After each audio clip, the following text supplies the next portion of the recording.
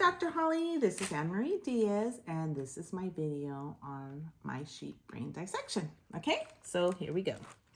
Okay, so we are now viewing the brain dorsally. So let's see the structures. Sorry, my gloves are a little big.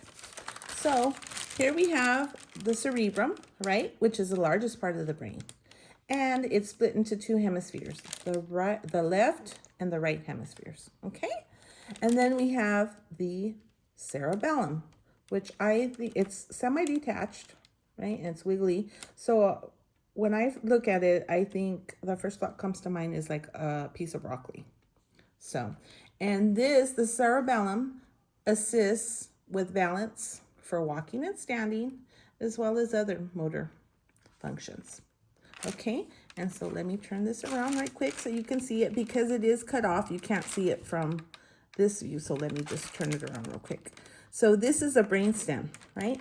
And so it's the lower part of the brain that's attached to the spinal cord. But this is our imaginary spinal cord. We're missing it. Obviously, it's chopped. So this is in charge of making sure the body carries out the simple survival functions, like the heart beating and breathing. Okay, so now let's talk about the lobes.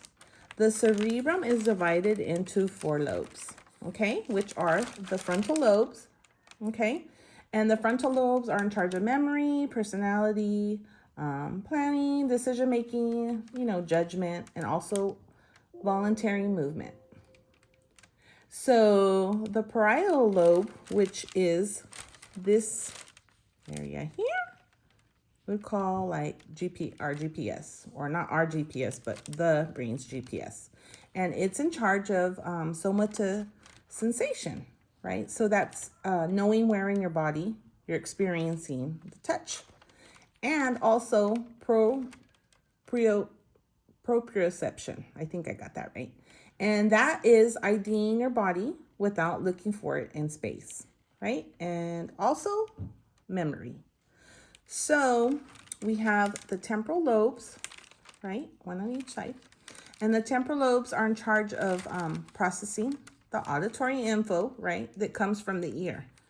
And the ear is closely situated to the temporal lobe, right? So it's also involved in memory and emotions. So that's the temporal lobes, okay?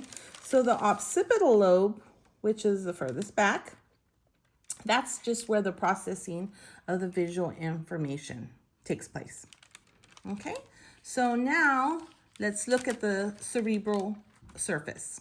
Okay, so first off, we have the gyri, right, or the gyrus, plural. So we know that these are the hills that we can see on the surface, and they're made up of brain matter. Okay, and so next up we have the sulci, which are the spaces between each gyri, or gyri, which are also referred to as valleys. Okay, and so this cut right here is what's known as the longitudinal fissure. And it's the longest fissure in the brain, right? And it separates the hemispheres, the left and the right hemispheres. And then we have what's known as the central sulcus. And let's see, it is the interior area of the cerebrum, right? And let me slow down here. It divides the frontal lobe, right? So here it is right here. And it divides the frontal lobe from the parietal lobe, right? Okay. So now let's look at the brain from the bottom, or the dorsal part of the brain. At the most anterior portion of the brain, we have what's known as the olfactory bulbs, right? And sorry, they were floppy earlier, but they're getting dried up because I've been practicing. I had it out too long. So the olfactory bulbs, these receive the olfactory info, right, from the nose, and then it's sent to the brain by way of the olfactory tracts, right? And then since we have this turned, the brain turned, this is the right olfactory bulb and this is the left. And so this is a left olfactory tract and right olfactory tract, right? And so the olfactory tracts connect the olfactory bulbs to the cerebral cortex, right? So then sending the olfactory info directly to it, right? Instead of having it to be processed in the thalamus.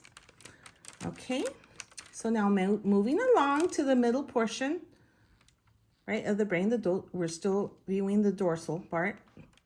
We have the optic nerves, which are missing, they're cut, but they would be, this is the area that they would be in, right?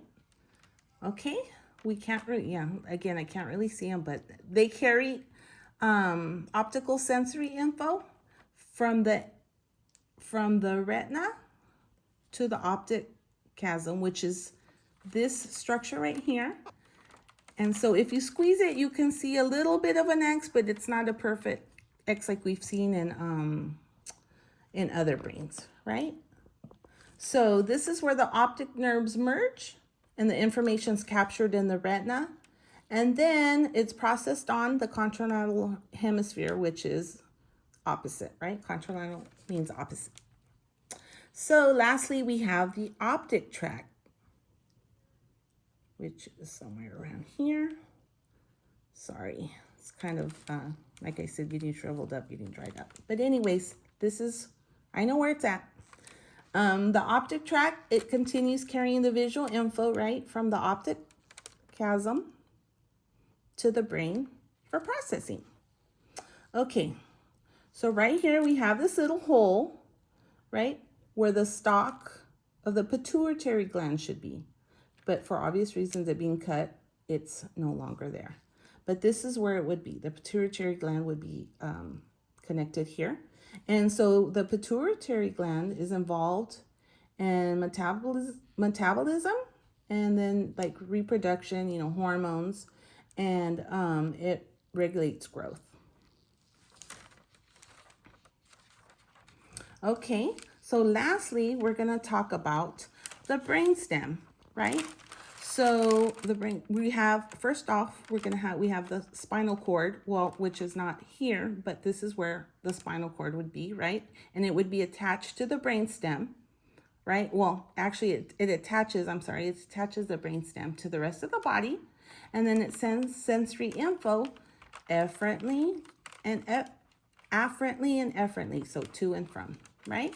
And now we're moving on to the medulla oblongata, which connects the pons to the spinal cord, right? And so this controls the heartbeat, breathing, and the blood pressure. And then lastly, we're looking at the pons, okay? And it's afferent sensory information that decussates, there you go. It decussates here, and then it travels to the thalamus later, right? To be relayed to the area of the brain that will process it. And then lastly, we have the midbrain. So this, when I look at this at first glance, it reminds me of a mini chicken breast, right?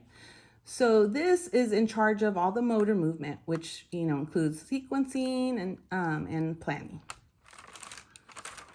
So now I'm going to turn it around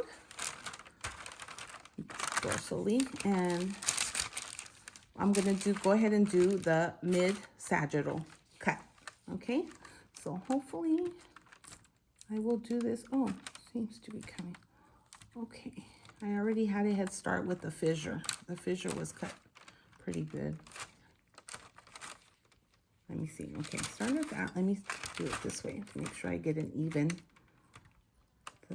even cut of all the structures.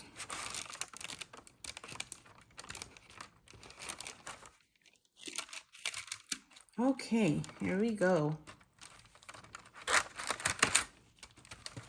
Okay, oops, yikes. Falling apart already. Okay, so first off, we're gonna have the corpus callosum, which is this area right here, all this area, right? This is a corpus callosum, and it's the largest commissure in the brain. Okay, it's a bundle of axons, and it helps with the communication between the right and left hemispheres. Okay, and next I'm going to try and locate the fornix. The fornix is, I believe, this area right here. Okay, so and it's the reason I well, what I use is the C shape. Like you said, it's the C shape. So this is how I was able to locate it a little bit easier. And it's just a bundle of white matter, right? And it helps the limbic system to communicate with the rest of the body, specifically, keyword, hippocampus, okay? And so now this is the lateral ventral. Like I said, it's usually filled with, it should be like kind of juicy, but it's dried out because I've had this brain out a while, I think. So it's between the corpus callosum, right, and the fornix. And so it's filled with cerebrospinal fluid, or the CSF, right? And this helps maintain the intracranial pressure. And it provides nutrients to the brain, and then it helps washing it from the neurotoxins. Okay, and then right below the fornix is the thalamus. Okay, so, and it's dubbed, like you said, it's dubbed the central ground station, and it's involved in relaying sensory info to the cortex, except for the olfaction, which skips a step and it goes straight to the cortex. Okay, so this is my dissection, and I hope I hit all my 15 points. Thank you.